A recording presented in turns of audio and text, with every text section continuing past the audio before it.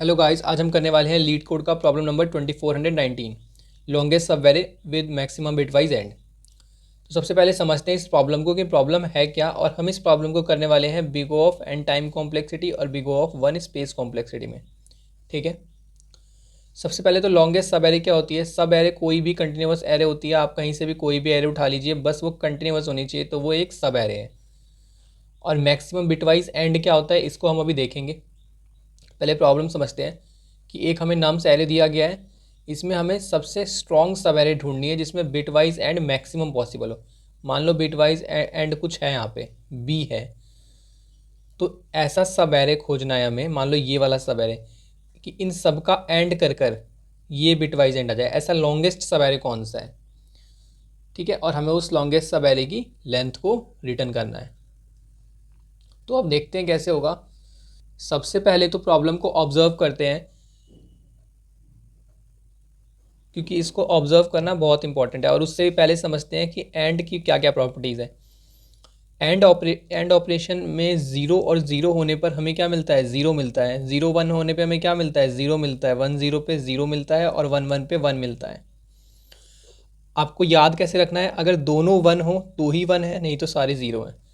ठीक है, अब जो एंड ऑपरेशन होता है, एंड ऑपरेशन वो कभी भी बढ़ता नहीं है, ऑलवेज डिक्रीज, हमेशा डिक्रीज होगा, नहीं तो सेम रहेगा। ठीक है, ये इसकी प्रॉपर्टी होती है। देख लेते हैं एक बार। मान लो कि टू को बाइनरी में कैसे लिखते हैं, zero zero one zero. Three को कैसे लिखते हैं, zero zero one one. Seven को बताओ, zero one one one. Nine को वन ज़ीरो ज़ीरो वन, है ना। अब ये एंड देखो क्या काम करता है। एंड बोलता है कि आप अगर इन सब का एंड ले लोगे ना, तो इसमें जो सबसे छोटा नंबर है मैं उससे भी छोटा आऊँगा या उसके बराबर आऊँगा। ठीक है, तो ये बिल्कुल गारंटी करता है कि दो से कम या दो के बराबर आएगा। देखो कैसे, ज़ीरो वन वन वन, सारे वन है क्या, सारे वन नहीं है, एक ज़ीरो है तो ज़ीरो आएगा। वन वन वन ज़ीरो, एक और ज़ीरो आ गया तो ज़ीरो आ जाएगा। इसमें भी एक भी ज़ीरो आ जाए तो ज़ीरो आ जाएगा। इसमें भी ज़ीरो आ रहा है तो ज़ीरो आ जाएगा। इसमें भी ज़ीरो आ रहा है, ज़ीरो आ जाएगा। तो इसका एंड हो गया ज़ीरो। तो बिल्कुल सही है। अब अगर थोड़ा अपने भी कॉमन सेंस से देखें, तो ये भी देखो कि जितने भी नंबर्स में अगर एक भी ज़ीरो आ रहा है तो वो ज़ीरो हो जा रहा है बिट, है ना। तो इसका मतलब क्या हुआ कि ये बहुत सेंसिटिव हो गया ज़ीरो से। मतलब अगर सारे वन हुए तो ही वन होगा, तो मतलब इन सब में से कम ही तो आएगा। आप ऐसे सोच के देखो ना। तो ये बात हो गई कि हमेशा डिक्रीज करेगा, इट विल नेवर इंक्रीज, कभी भी इंक्रीज नहीं करेगा। अब हमें क्या करना है, आप क्वेश्चन देखो एक बार। अच्छा, अब आप बताओ कि इन सब में से अगर मुझे मैक्सिमम बिटवाइज एंड निकालना है तो क्या होगा। अगर मैं इन सब का एंड कर देता हूँ तो वो वन से कम आएगा या वन आएगा। अगर इन सब का कर देता हूँ तो टू आएगा, नहीं तो टू से कम आएगा। अगर इसका करता हूँ तो ही तो चांसेस हैं, है ना, कि मैक्सिमम आ जाए। मतलब सिर्फ इतना है कि मैक्सिमम बिटवाइज एंड तब मिलेगा, मैक्सिमम बिटवाइज एंड वो होगा जो इस एरे का मैक्सिमम एलिमेंट होगा, है ना। कैसे, आप इस वाली एरे में देखो, अगर मैं इतनी एरे ले लूँ तो इसमें तो एंड हो जाएगा वन, इसमें टू हो जाएगा, अपने आप का तो एंड सेम हो जाएगा ना। तो मैक्सिमम बिटवाइज एंड क्या आ रहा है, फोर आ रहा है। तो आपको कुछ नहीं करना इस प्रॉब्लम में, आपको सिर्फ मैक्स फाइंड करना है। तो हमने मैक्स को फाइंड कर लिया कि हमारा मैक्सिमम बिटवाइज एंड क्या आ गया, वो मैक्सिमम ऑफ द एरे, है ना। जो एलिमेंट मैक्सिमम होगा एरे में वो इसका मैक्सिमम बिटवाइज एंड हो जाएगा। अब लॉन्गेस्ट सब एरे खोजनी है जिन सब एरे में सबका एंड करके हमें मैक्सिमम बिटवाइज एंड मिल जाए। तो ये बहुत ज़्यादा इंट्यूटिव है ऐसा कहना कि उस एरे में सारे के सारे मैक्सिमम वाले एलिमेंट्स होने चाहिए, क्योंकि अगर कोई सा भी छोटा एलिमेंट हुआ तो फिर एंड तो उससे छोटा या उसके बराबर होगा। अब मान लो इस वाले एरे का एग्जांपल लेते हैं। मैंने बोला 3,3 इज आर सब array with maximum bitwise and.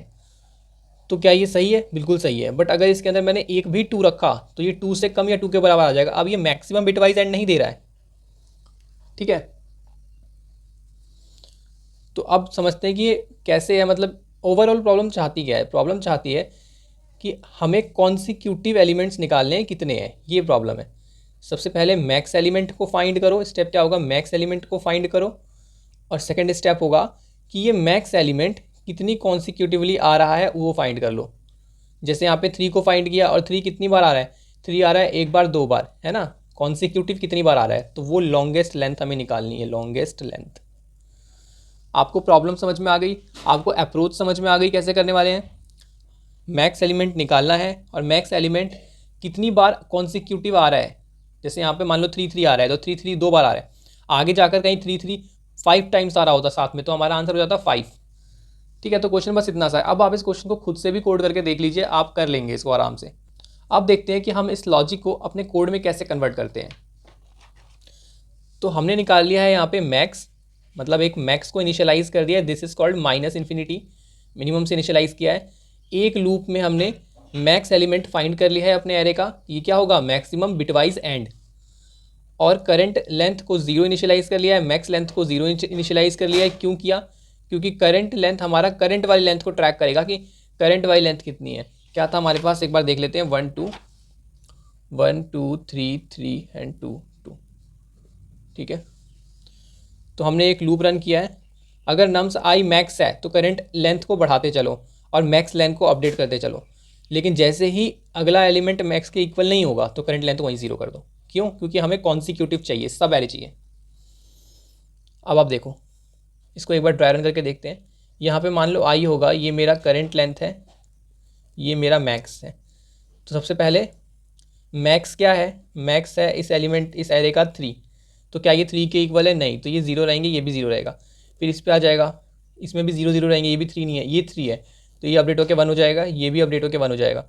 फिर इस पर आएगा, ये अपडेट होकर 2 हो जाएगा, ये भी 2 हो जाएगा। फिर इस पर आएगा, तो इस पर आएगा तो num size is not equal to max, ये 2 3 थोड़ी ना है, तो एल्स वाली कंडीशन रन होगी और करंट लेंथ यहाँ पे 0 हो जाएगी, पर मैक्स 2 का 2 ही रहेगा। ठीक है, तो आपको समझ में आ गया होगा कि अब आगे भी कुछ नहीं होने वाला, आगे कोई भी 3 नहीं है। सो मैक्स यहाँ पे क्या हो जाएगा, 2 हो जाएगा, और लास्ट में हम मैक्स को ही रिटर्न करेंगे, रिटर्न मैक्स लेंथ। ठीक है, अब इसकी स्पेस कॉम्प्लेक्सिटी और टाइम कॉम्प्लेक्सिटी देखते हैं। टाइम कॉम्प्लेक्सिटी में हमने एक लूप रन किया है, ये big O of and time complexity लेगा, ये लूप भी big O of and time complexity लेगा, ये दोनों नेस्टेड नहीं है, तो ये overall big O of n हो जाएगी इसकी टाइम कॉम्प्लेक्सिटी। स्पेस कॉम्प्लेक्सिटी क्या होगी, हमने कोई भी यहाँ पे एक्स्ट्रा स्पेस यूज़ नहीं किया है, तो बिग O ऑफ 1 हो जाएगी। ठीक है, तो गाइज़ अगर आपको वीडियो हेल्पफुल लगी हो तो वीडियो को लाइक ज़रूर करें और अपना फीडबैक मेरे साथ ज़रूर शेयर करें और चैनल को सब्सक्राइब कर लें।